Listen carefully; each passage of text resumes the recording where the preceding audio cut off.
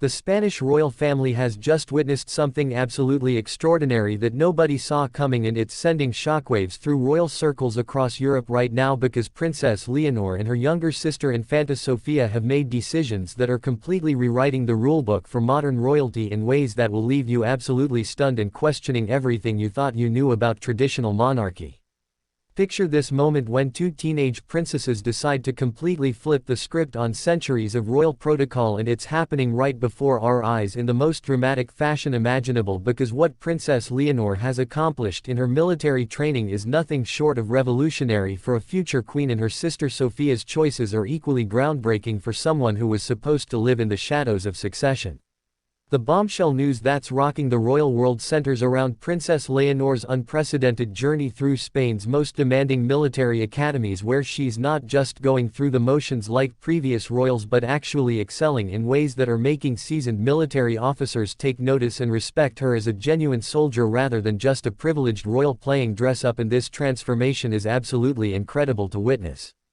Princess Leonor recently completed her naval training at the Naval Military Academy and has now been promoted to the rank of second midshipman, receiving the prestigious Grand Cross of Naval Merit with white insignia, which is an honor that very few people ever achieve regardless of their royal status, and the fact that she earned this through pure merit and dedication rather than birthright is sending a powerful message about what modern monarchy should represent. But here's where things get absolutely fascinating, because Leonor is about to begin her third and final year of military training at the San Javier Air Force Academy in Murcia starting September 1, 2025, and this isn't just another ceremonial appointment but rather the most challenging phase of her military education, where she'll be training alongside Spain's future fighter pilots and aerospace specialists in conditions that will test every limit of her physical and mental capabilities. What makes this story even more compelling is how different this approach is from traditional royal education, because historically European princesses were trained in diplomacy, languages, and cultural affairs, but Princess Leonor is literally learning to command military aircraft and understand aerospace technology at levels that rival professional pilots, and this shift represents a fundamental change in how Spain is preparing its future monarch for the complexities of 21st century leadership. The ripple effects of her military success are already being felt throughout European royal circles, because other monarchies are watching Spain's bold experiment with intense interest, and many are questioning whether their own succession planning needs similar revolutionary changes to remain relevant in an era where citizens expect their leaders to demonstrate real competence rather than ceremonial presence. Meanwhile, Infanta Sophia has been making her own waves in ways that are equally surprising, because rather than accepting the traditional role of the spare heir who fades into obscurity, she's been strategically positioning herself as an essential part of Spain's royal future through carefully chosen public appearances and educational decisions that showcase her unique talents and perspectives. After graduating in spring 2025, Sofia resumed her official duties in July and has been actively participating in audiences with important organizations like the Board of Trustees of the Spanish Committee of the United World Colleges Foundation, which demonstrates that she's not content to simply exist in her sister's shadow but is carving out her own sphere of influence within the monarchy's modernization efforts. The sisters' recent public appearances together have been absolutely electrifying to witness, because their chemistry and mutual support is palpable, and it's clear that they're operating as a team rather than competitors, which is refreshing in royal families that have historically been torn apart by succession rivalries and jealousies that destroy relationships and weaken institutions. Their joint appearance at the UEFA Women's Euro 2025 final in Switzerland, where they met Princess Charlotte, was a masterclass in modern royal diplomacy, because they weren't just attending as ceremonial figures but were actively engaging with international sports, demonstrating Spain's commitment to women's athletics, and building relationships with future European leaders their own age. Their recent joint engagement in Catalonia during their summer break was particularly significant, because they toured Sant Martí Vell with youth from the Princess of Girona Foundation and met with flood relief program leaders, which shows they're not afraid to engage with real social issues and crisis management rather than just ribbon-cutting ceremonies and formal receptions. What's absolutely remarkable about these choices is how they're fundamentally changing public perception of what Spanish royalty represents, because previous generations maintained distance from citizens and operated within strictly controlled ceremonial frameworks, but Leonor and Sofia are actively seeking opportunities to demonstrate competence, empathy, and genuine leadership capabilities that translate into real-world impact. The secret reunion between the sisters that was recently revealed adds another layer of intrigue to their relationship, because royal blogger Javier Lopez revealed that Leonor was able to reunite with Sofia in the northern city of Gijón in a meeting that was kept completely secret from the public, which suggests they're maintaining a close personal bond despite the demanding schedules that keep them separated for long periods. This level of discretion and personal connection is actually quite revolutionary in royal families, where every interaction is typically documented and publicized, because it shows they're prioritizing their sisterhood over media attention and public relations, which creates a foundation of trust that will be essential when Sofia eventually needs to support Leonor's reign as queen. The implications of their educational and career choices extend far beyond personal development, because they're essentially creating a new template for how modern European monarchies can maintain relevance and public support in democratic societies that increasingly question the value of hereditary leadership structures and demand accountability from all public institutions. Princess Leonor's military training success is particularly significant because she's following the same 3-year program that her father King Felipe completed years earlier, spending a year each with Spain's Army, Navy and Air Force at their respective academies, but she's doing so in an era when female military leadership faces different challenges and expectations than what existed during her father's training decades ago. The fact that she's not just completing this training but excelling at it sends a powerful message about gender equality in Spanish institutions and demonstrates that the monarchy is committed to leading by example rather than simply talking about progressive values while maintaining traditional practices that contradict those stated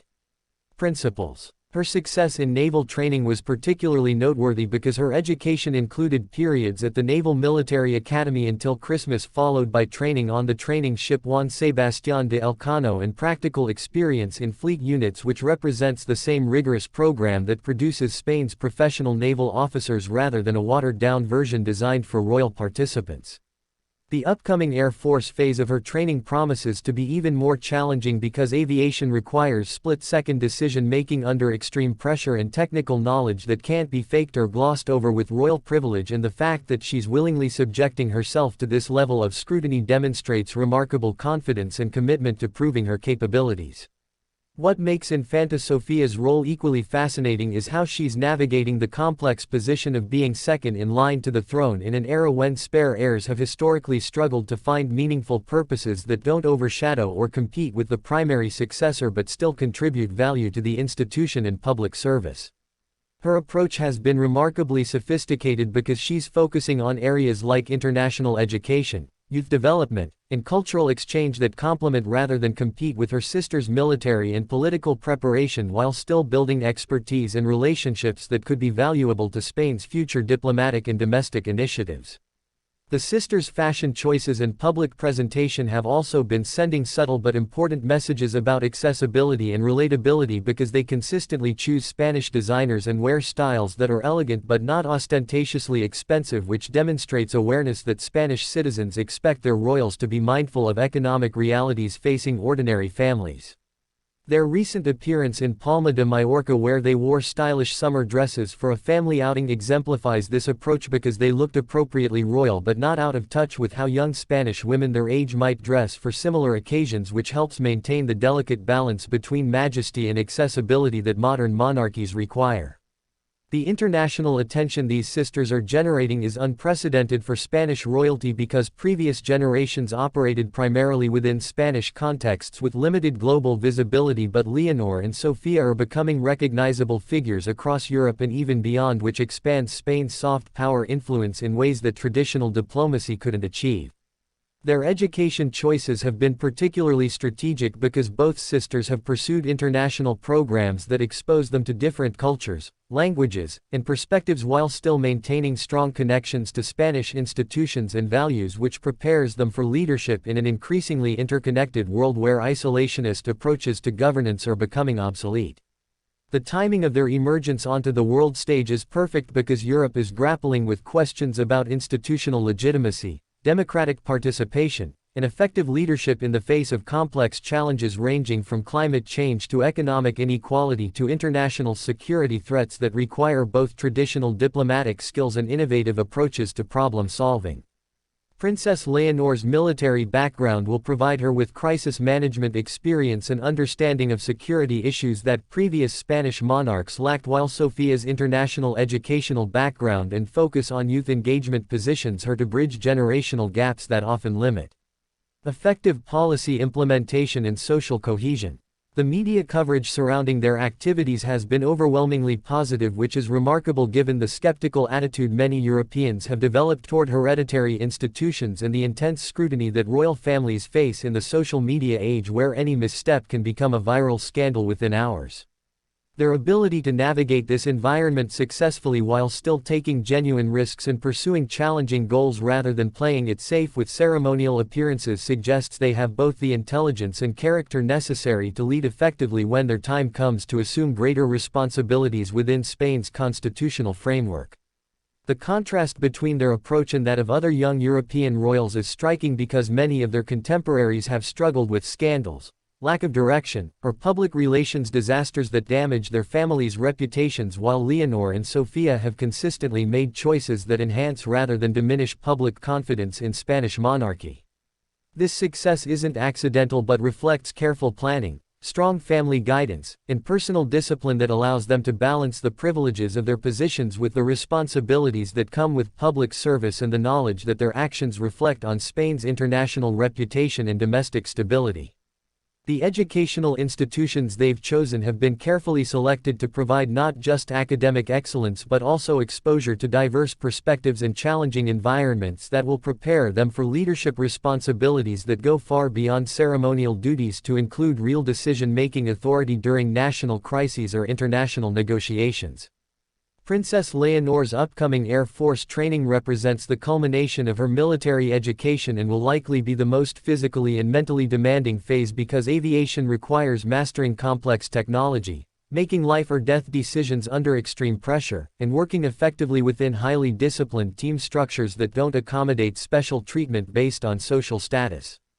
The fact that she's voluntarily subjecting herself to this level of challenge while she could easily have chosen a more comfortable path speaks volumes about her character and commitment to proving that she deserves the throne based on merit rather than simply accepting it as a birthright without demonstration of competence. Infanta Sophia's parallel development has been equally impressive because she's building expertise in areas that will complement her sister's skills while establishing her own identity and value proposition within Spain's royal framework rather than simply accepting a subordinate role without independent contributions to national service. The coordination between their career development suggests sophisticated strategic planning that recognizes how modern monarchies must function as teams rather than individual rulers supported by passive family members, and this collaborative approach could revolutionize how European royalty operates in coming decades.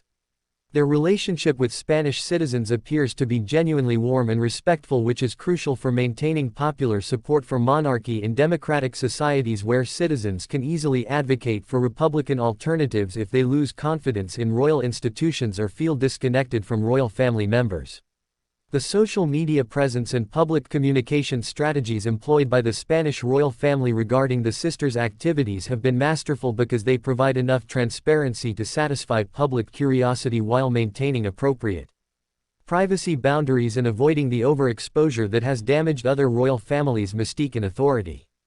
The timing of major announcements about their educational achievements and future plans has been carefully coordinated to maximize positive coverage while avoiding conflicts with other major news events that might diminish public attention or create unfavorable comparisons with political developments or social issues. Their international relationships are developing in ways that will benefit Spanish foreign policy for decades because the personal connections they're building with other young European leaders and global figures create informal diplomatic channels that complement formal government-to-government relationships and can be valuable during crisis situations. The cultural impact of their presence is already evident in how Spanish young women view possibilities for their own careers and leadership aspirations, because seeing princesses succeed in traditionally male-dominated fields like military service sends powerful messages about gender equality and female capability that extend far beyond royal circles. Their fashion influence is similarly significant because their style choices promote Spanish designers and fashion industry while demonstrating that elegance and appropriateness don't require excessive spending or ostentatious display, which resonates with citizens who appreciate fiscal responsibility and practical sensibilities. The academic excellence they've demonstrated in international educational programs enhances Spain's reputation for educational quality and intellectual achievement, while their multilingual capabilities facilitate direct communication with global partners without requiring translators or intermediaries that can sometimes create misunderstandings. Their athletic interests and support for Spanish sports teams create connections with citizens who share those passions, while demonstrating that royalty can appreciate and participate in popular culture without abandoning dignity or institutional respect, which helps bridge potential gaps between royal families and ordinary citizens. The charitable and social service activities they're beginning to undertake show early signs of developing into substantial contributions to Spanish society that go beyond symbolic patronage to include hands-on involvement with real problems and meaningful support for organizations working to address social challenges.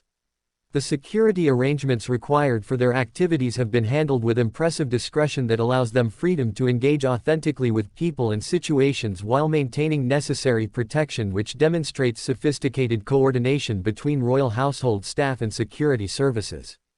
Their academic schedules and royal duties coordination shows remarkable time management and priority setting skills that will be essential when they assume greater responsibilities and must balance personal development with increasing public obligations and national service requirements. The international media attention they're receiving introduces Spanish culture, values, and achievements to global audiences while presenting positive images of young Spanish leadership that can enhance Spain's soft power influence in international relationships in ways that benefit the entire country. Their technology use and social media awareness appears sophisticated and appropriate, which is crucial for communicating effectively with younger generations while avoiding the pitfalls that have trapped other public figures who misuse digital platforms or fail to understand online communication dynamics. The mentorship they're receiving from King Felipe and Queen Letizia seems to strike an excellent balance between providing guidance and allowing independent decision-making that builds confidence and leadership capabilities while ensuring they don't make serious mistakes during their formative years in public life. Their preparation for future roles shows understanding that modern monarchy requires different skills than historical royal positions demanded, and they're developing competencies in areas like crisis management, international relations, military leadership, and public communication that will be essential for effective 21st-century governance. The public reaction to their activities has been overwhelmingly positive across different demographic groups, which suggests they're successfully appealing to diverse constituencies and building broad-based support that will be valuable when they assume greater responsibilities within Spain's constitutional framework. Their commitment to Spanish language and culture while maintaining international perspectives demonstrates the kind of balanced approach that modern leaders need to effectively represent their countries while engaging productively with global partners and addressing transnational challenges that require cooperative solutions. The precedent they're setting for other young European royals is significant because their success creates pressure for other royal families to similarly modernize their approaches to higher education and public service while providing a model that others can adapt to their own national contexts and institutional requirements. But perhaps the most shocking revelation of all is how these two sisters are quietly revolutionizing what it means to be royal in the modern world, and they're doing it with such grace, intelligence, and determination that even the most skeptical observers are beginning to believe that maybe monarchy can evolve into something genuinely valuable for democratic societies rather than just surviving as an expensive anachronism. So what do you think about Princess Leonor and Infanta Sophia's bold approach to royal duty and their decisions that are breaking centuries of tradition while preparing them to lead Spain into an uncertain but exciting future where their generation will face challenges that no previous monarchs ever had to confront? Don't forget to subscribe to stay updated on all the latest royal developments. Hit that like button if you found this deep dive into Spanish royal revolution as fascinating as I did. Share this video with anyone who loves royal news and wants to understand how monarchy is evolving, and drop a comment below telling me which aspect of their transformation you find most impressive, because I love hearing your thoughts and insights on these amazing developments in European royalty.